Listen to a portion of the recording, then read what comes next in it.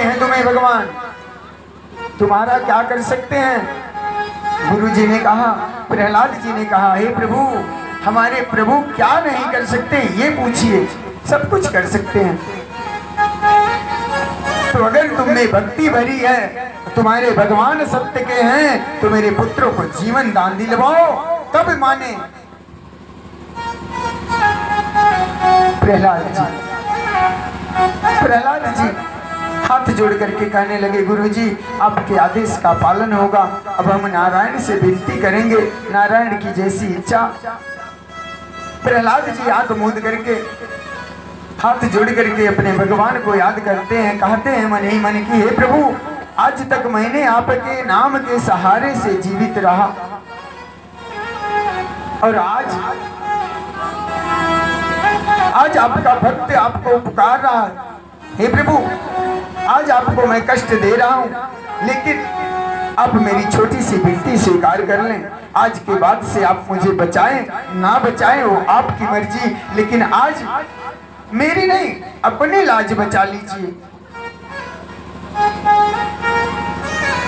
हमारा कुछ ना बिगड़ेगा, तुम्हारी लाज जाएगी।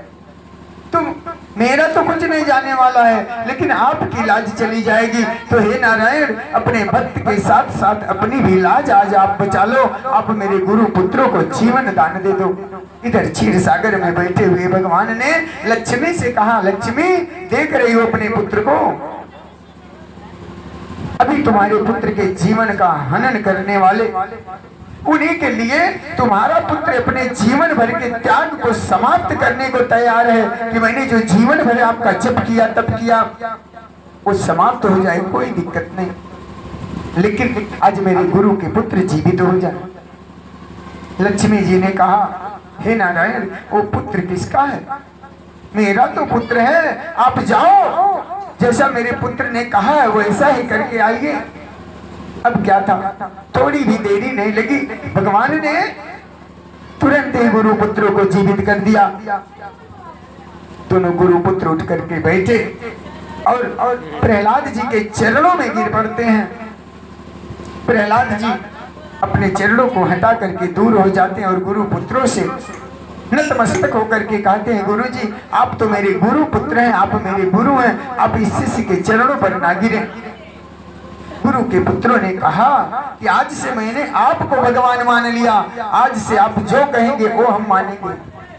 अब हमें आपके पिता को भगवान मानने की कोई आवश्यकता नहीं। अब हम आप जो कहेंगे वही मानेंगे।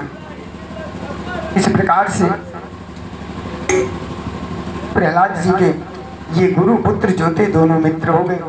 बोलिए वृंदावन बिहारी लाल की जय हो।